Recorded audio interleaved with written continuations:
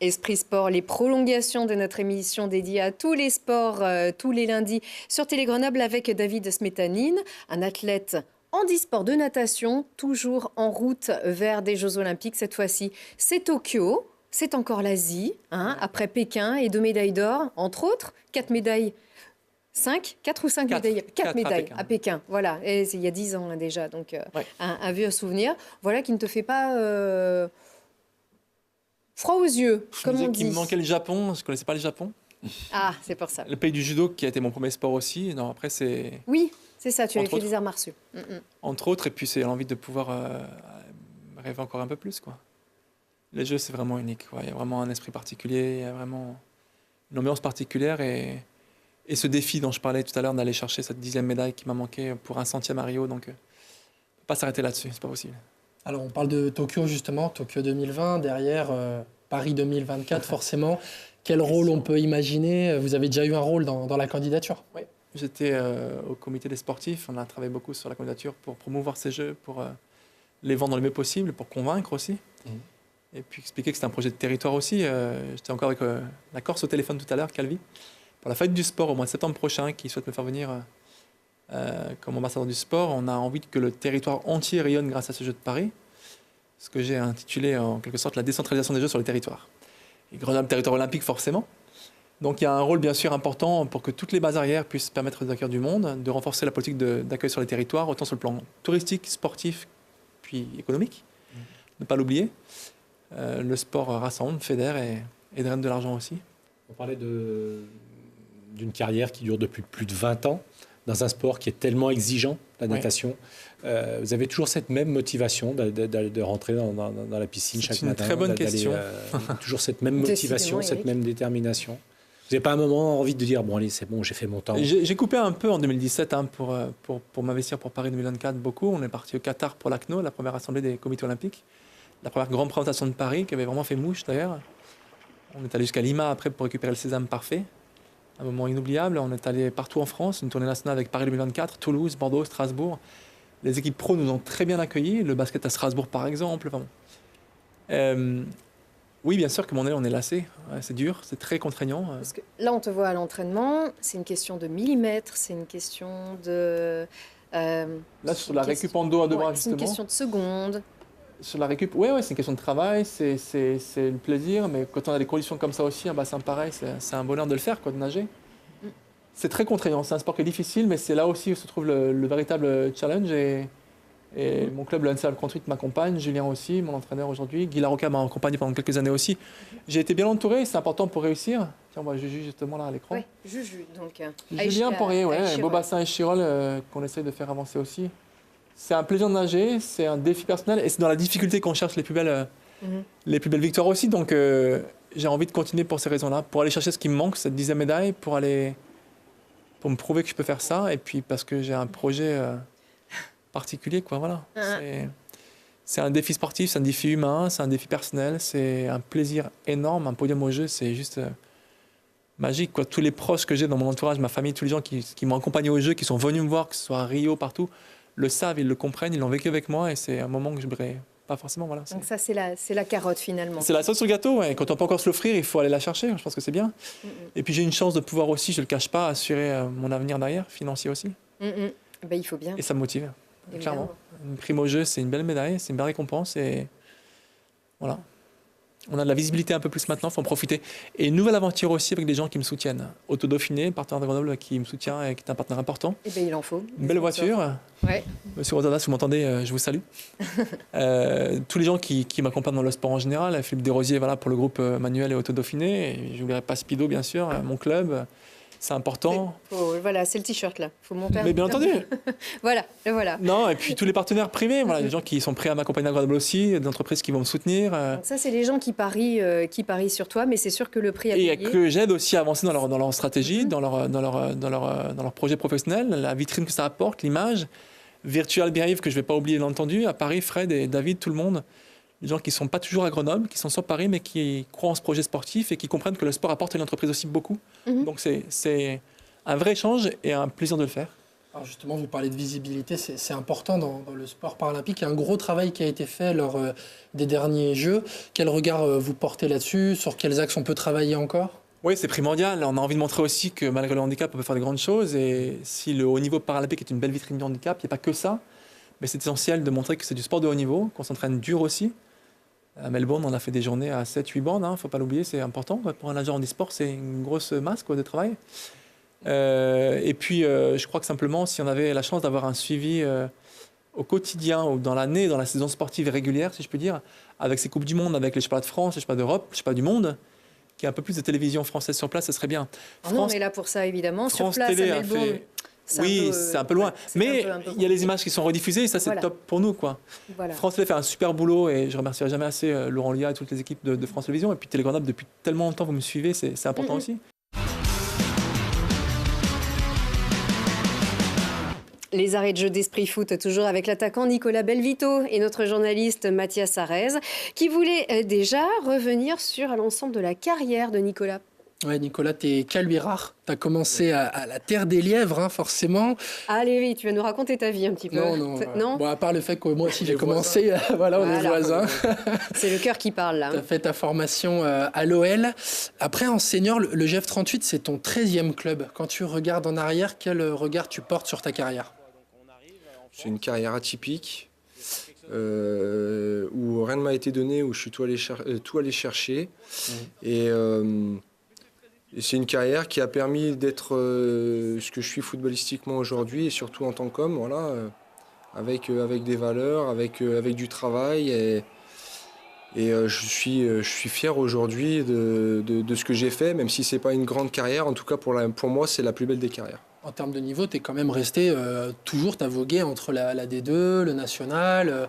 Tu es resté dans ces niveaux-là aussi, forcément, c'est un peu une fierté. C'est un peu une fierté, mais c'est surtout... quand on voit la difficulté du milieu, où on n'est pas forcément protégé par des contrats de longue durée, de cette faculté de pouvoir se remettre en cause d'année en année, comme on disait tout à l'heure. Mais aujourd'hui, voilà, c'est ce qui fait ma fierté, de me dire j'ai perduré dans le temps, et puis aujourd'hui j'ai 32 ans et je ne suis pas fini.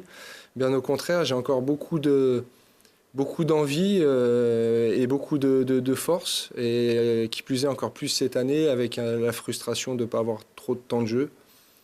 Et donc du coup, je suis très fier de ça.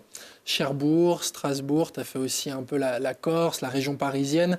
Tu l'as vu aussi comme une possibilité de bouger un peu humainement, mis à part en mettant le foot de côté? Non, à la base, ça n'a pas été forcément un choix humain. Ça a été surtout de m'accrocher à un rêve et d'essayer d'aller le plus haut possible avec l'effet du football, des saisons d'année en année. Ça a été surtout conditionné par ça, le fait d'aller chercher au maximum de ce que je pouvais aller chercher sportivement. Ça n'a pas été forcément très simple au quotidien, surtout dans l'intimité, parce que on oublie souvent que nous, on est la face visible de l'iceberg, mais il y a aussi l'épouse à la maison qui, elle, est là des fois à subir les choix de club, les choix de ville. Et c'est pas forcément simple, mais aujourd'hui, voilà, ça a été quelque chose, un combat qu'on a mené à deux. Et je suis très fier de ça, en tout cas. Et maintenant, à 4. Et maintenant à 4. Ouais, parce que... Et oui, forcément. Et oui, ça s'agrandit. Et oui, et puis être à l'école, c'est important aussi. Exactement. De se poser à l'école avec les copains. Alors en 2012-2013, tu as quand même passé un cap. Tu étais à Orléans à l'époque. Et forcément, on est allé demander un petit message pour toi. Je me rappelle très bien la saison que tu as réalisée avec Orléans. J'avais galéré à te faire venir. On avait longtemps discuté, longtemps échangé, parce que à l'époque tu voulais absolument jouer en Ligue 2, et chose que je comprenais, mais à force de persévérance, j'ai réussi à te faire venir à Orléans, et je pense que ni toi ni moi ne le regrettons. Je pense avoir eu certainement un de mes meilleurs duos d'attaquants cette année-là, avec notre disparu Emiliano et toi. Ça a mis du temps à se mettre en place, parce que votre complémentarité n'était pas évidente. Comme je dis, c'est toujours très compliqué d'avoir 2 lions sur la même colline, deux garçons qui étaient attirés par le but, qui voulaient marquer, donc c'était pas évident de vous associer, mais je pense que tu t'en rappelles quand on a trouvé la bonne formule avec ce 3-5-2.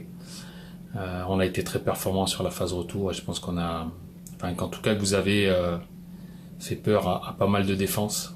Voilà, donc ça reste un de mes meilleurs souvenirs d'entraîneur et au-delà du joueur, j'apprécie l'homme que tu es, la personnalité, quelqu'un d'attachant et quelqu'un de très professionnel. Voilà. Donc aujourd'hui tu es en Ligue 2, donc profites-en parce que tu as beaucoup travaillé pour jouer à ce niveau-là et tu le mérites.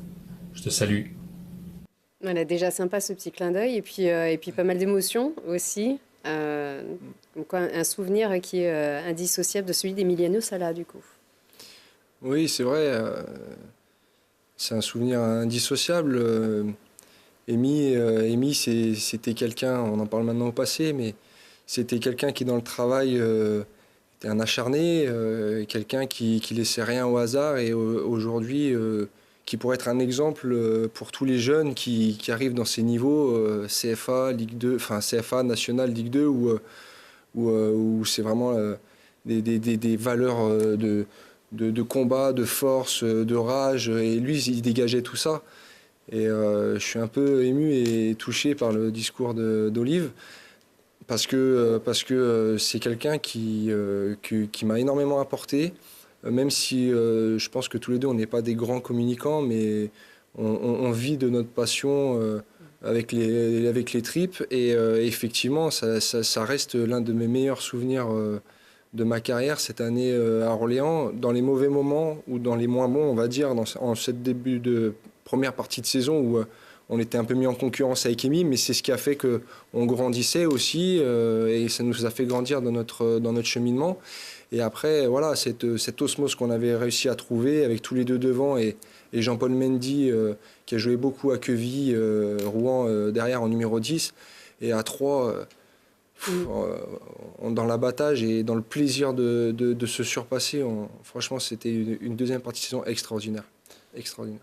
Forcément, on va commenter un petit peu l'actualité. Emiliano qui nous a quittés, ça t'a touché particulièrement. J'imagine il y a eu des hommages partout, surtout dans son dernier club, le FC Nantes. Oui, ça m'a touché.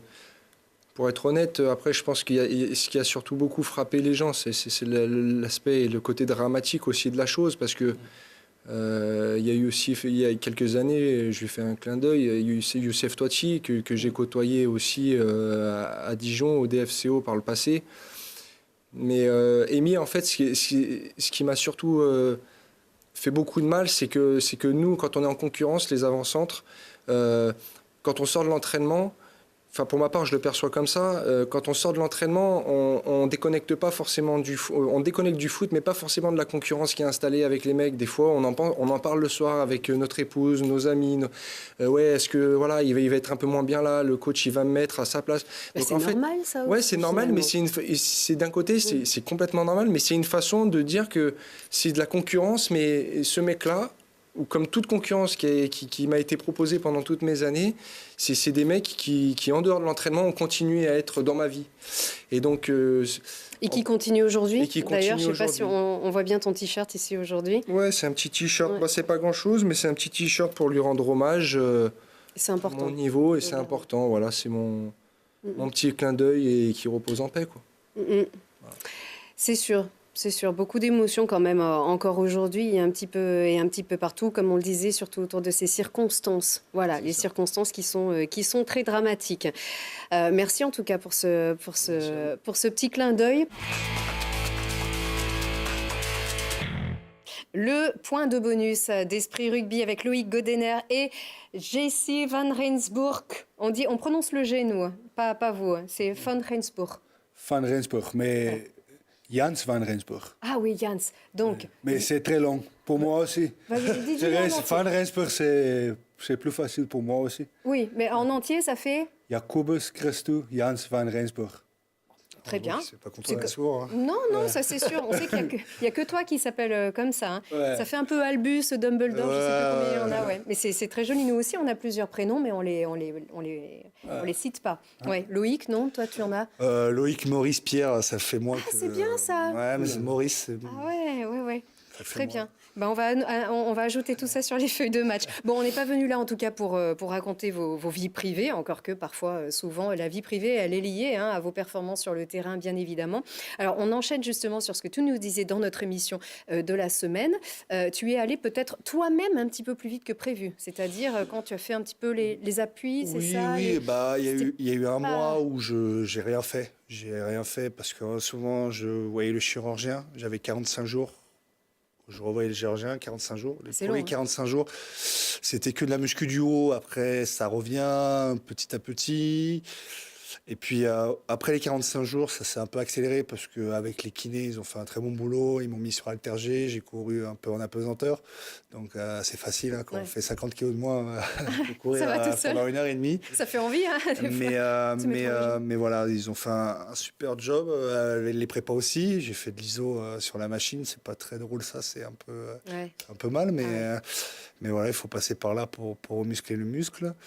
Et hier, voilà, j'ai recouru sans rien et pas donc de douleur. mardi, ouais, c'est ça. Et ça se passe. Parce qu'on t'a vu avec les béquilles encore à Noël. Ouais. Après, je devais garder les béquilles, mais bon, à la maison, je marchais sans béquilles déjà. Mais bon, j'avais les béquilles parce que le docteur disait que je devais avoir les béquilles. Mais alors, est-ce que toi, tu savais que tu avais des chances de revenir en cette saison où on te disait que c'est fichu de toute façon? On est parti sur une fin de saison, mais moi, mon but, c'était pas une fin de saison, c'est sûr. Je voulais rejouer avant la fin de saison et c'est toujours excitant de jouer les derniers matchs et tout ça parce que voilà, il y a la pression du résultat et tout ça. Et voilà, j'avais envie de jouer, donc dans ma tête, non. Moi, voilà, on a dit fin de saison, voilà, pour pas faire espérer aux gens. Mais dans ma tête, non. J'étais parti... et encore, je voulais revenir pour le Racing, mais c'est trop tôt. Donc ça, c'était un peu ton combat avec toi-même, pour le coup. Hein. Donc voilà, ce sera 2 matchs après, mais bon, c'est déjà une belle victoire. Parce que... Sachant que les choses sont encore pas du tout déterminées, vous avez encore 9 matchs, donc ça risque d'être serré jusqu'au bout. Jusqu'au bout. L'extension d'Esprit Montagne avec le maire de l'Alpe d'Huez, Jean-Yves Noiret, et Yves Frécon, président du comité départemental de sport adapté, qui donc se prépare à accueillir les championnats du monde de ski adapté sur le plateau du Vercors, Autran-Méaudre, ainsi que Lens-en-Vercors, avec une belle cérémonie d'ouverture à Lens. On a lu récemment, et puis on le sait tous d'ailleurs, que le ski, c'est bon pour le moral, c'est très bon pour le psychisme. Est-ce que parmi tous ces athlètes qu'on va pouvoir applaudir au championnat du monde, eh bien, on sait que certains, notamment, sont là aussi dans un but thérapeutique? Ah, tout à fait, mais le sport en général, de toute façon. Mais c'est vrai que le ski apporte pour nos sportifs un équilibre et une découverte et des choses. Moi, je prends souvent le cas de mon fils autiste qui avait du mal à toucher, à contacter, etc. Et Benoît, et qui maintenant touche des piquets de slalom. Il est passé par le rugby, par la boxe. Et les entraîneurs du Dauphiné sont en train de reprendre un petit peu ces systèmes dans le monde ordinaire, justement, pour ramener ça. Et puis, ça amène aussi un équilibre avec les sportifs dits ordinaires qui, eux aussi, grâce à cette complicité qu'ils ont avec leurs copains, se rééquilibrent aussi dans leur sport propre. Il y a une dimension affective qui est très importante aussi, avec le ski adapté en particulier. On sait que c'est un sport qui est difficile, qu'il faut travailler, c'est peu évident. On a aussi la question de la gestion des émotions aussi avec ce public, avec ces athlètes, avec ces sportifs, d'où un gros engagement aussi de la part de leurs accompagnants. On parlait de l'intérêt de l'intégration aux Paralympiques. Est-ce qu'il y a vraiment une dimension affective qui a vraiment changé, on va dire, de la part des partenaires, du public? Surtout sur la région où on a des gros partenaires. Je ne vais pas les citer, je ne sais pas si j'ai le droit aujourd'hui. Mais... Allez, vous avez droit à 3. Alors, on a droit, on va citer Poma, Samsé et Arémont, et plus les télés locales, Télé Grenoble, bien sûr, en particulier. Et puis, oui, ça apporte beaucoup. Et puis, même pour eux, dans leur vie quotidienne, c'est hyper important. Et le public commence à avoir un autre regard sur le sport adapté. Ils confondaient souvent avec le handisport. Et à chaque fois, on faisait la réflexion, qu'est-ce que les gens venaient voir nos courses, ils nous disaient, tiens, la course est finie, on n'a pas vu les handicapés courir. Voilà, donc ça se rapproche vraiment du monde ordinaire et c'est ce qu'on cherche. On cherche qu'il y ait vraiment une intégration et une inclusion, comme on emploie beaucoup le mot aujourd'hui, dans le monde du travail aussi et dans le sport. Surtout ne pas nier les différences, ça c'est important. Tout à fait, tout à fait. Eux les nient pas, ça c'est clair, et ils apportent vraiment beaucoup de choses et d'émotions à tous les gens qui les côtoient aujourd'hui. Bon, on est bien parti pour faire des résultats, du coup, on a vu qu'il y a un très beau plateau. Alors, on a un très beau plateau. Malheureusement, on a notre championne du monde qui s'est cassé tibia péroné en début de saison, donc qui ne sera pas présente, qui sera là comme marraine, mais qui ne sera pas présente. Autrement, oui, on espère avec les garçons, puisqu'on n'avait qu'une fille, avec les garçons, truster quelques titres de champion du monde. Absolument. Donc vous avez bien retenu les dates. Donc la fête commence le 5 mars donc sur le plateau du Vercors, à Lens-en-Vercors en particulier. Et donc pour les compétitions, c'est du 7 au 11. Des nouvelles de votre autre fils aussi, Mathieu, comment ça va? Mathieu, ça va. Il joue cette année. Il est reparti en première division de la Ligue du championnat de hockey sur glace. Voilà, puisqu'il a joué, c'est un ancien brûleur de loup. Tout à fait, un ancien brûleur de loup. On sera d'ailleurs sur la patinoire avec nos skieurs vendredi soir pour le premier match d'ouverture des quarts de finale de la Ligue Magnus. Ouais, alors ça c'est génial. Un vendredi soir à la patinoire Pôle Sud, ça c'est un événement à pas rater, un super geste de la part des brûleurs de loup. Tout à fait. Jean-Yves Noiret, on disait peut-être bientôt l'organisation d'une compétition de ski adapté à l'Alpe d'Huez. Vous êtes super ouvert. Alors pourquoi pas, même avec plaisir, parce qu'effectivement nous on a organisé plutôt le côté handi. Et on a été, très très surpris de l'engagement qu'avaient tous les coureurs. Avec un plaisir qui effectivement est communicatif par rapport à une personne dite normale qui se plaint souvent quand il fait un petit peu mauvais ou quand il y a quelque chose. Et on l'a fait pendant une semaine de mauvais temps. Et on s'est régalé avec des personnes qui, à un moment, perdaient le chariot, perdaient leurs affaires, mais qui remontaient dessus, qui se faisaient aider, et toujours avec un immense sourire. Donc, je pense que c'est effectivement intéressant pour tout le monde. Et il y a un échange de bons procédés qui est à l'occasion du championnat, mais oui, avec plaisir. C'est vrai que c'est une expression du sport qui est peut-être une des plus belles expressions, puisqu'elle se résume à l'essentiel, à la performance, à la dimension émotionnelle. Puis on se plaint très très facilement. Quand on est valide, on ne se rend pas compte aussi que il y a autre chose et que en fait, il faut aller chercher. Les très beaux moments sont souvent les podiums dans ces compétitions, parce que là, on découvre vraiment des choses extraordinaires.